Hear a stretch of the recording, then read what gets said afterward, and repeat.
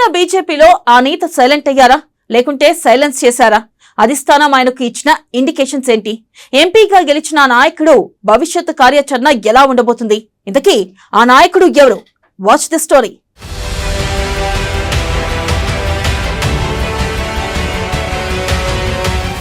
Telangana BJP అధ్యక్షుని రేసులో నేను కూడా ఉన్నానంటూ ఎంతో మంది ఢిల్లీ చుట్టూ చక్కర్లు కొడుతున్నారు. అందులో ఒకరు ఈటెల రాజేందర్, మల్కాజ్గిరి ఎంపీ, బీజేపీ జాతీయ కార్యవర్గ సభ్యులు కూడా.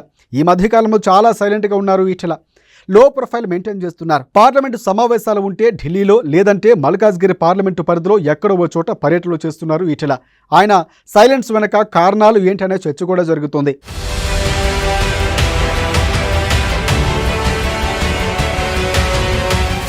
బీజేపీ రాష్ట్ర అధ్యక్ష బాధ్యతలు ఈటెల రాజేందర్కి అప్పగిస్తారనే ప్రచారం ఏడాది కాలంగా జోరుగానే సాగుతోంది.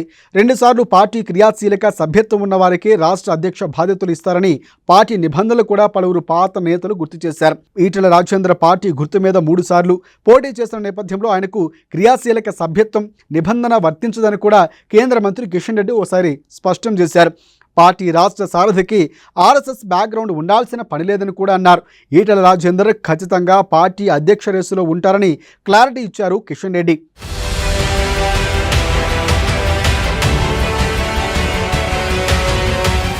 రాష్ట్ర అధ్యక్ష బాధ్యతలు ఇవ్వనున్న నేపథ్యంలోనే ఈటెల రాజేందర్ సైలెంట్గా ఉన్నట్లు పలువురు నేతలు చెబుతున్నారు.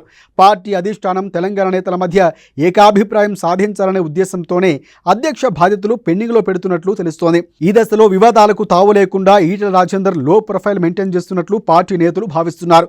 అధిష్టానం సూచనల మేరకే ఈటెల వ్యూహాత్మకంగా పావులు కదుపుతున్నారనే ప్రచారము ఓవైపు జరుగుతోంది. మొత్తానికి పార్టీ అధిష్టానం రాష్ట్ర పార్టీ సారథి ఎన్నికలపై తీసుకునే నిర్ణయం ఆధారంగానే భవిష్యత్తు కార్యాచరణ సిద్ధం చేసుకునే అవకాశం ఉంటుందని కూడా తెలుస్తోంది.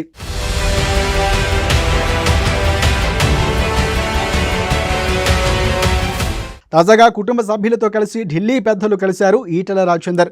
అధిష్టాన పెద్దలు కలిశారు. అధ్యక్ష పదవి కన్ఫర్మ్ అయినట్లేనా ఒక సైడ్, అలాగే అధిష్టానం నుంచి పిలుపు వచ్చిందంటే అధ్యక్ష పదవి ఉష్కాక అయినట్లని కూడా మరోవైపు ప్రచారాలు జరుగుతున్నాయి. ఇక ఈటెల రాజేందర్ని అధ్యక్ష పదవి వర్తిస్తుందా లేదా అనేది కాస్త ఉత్కంఠం కలిగిస్తుంది. భవిష్యత్తే నిర్ణయించాల్సిన అవసరం ఉంది.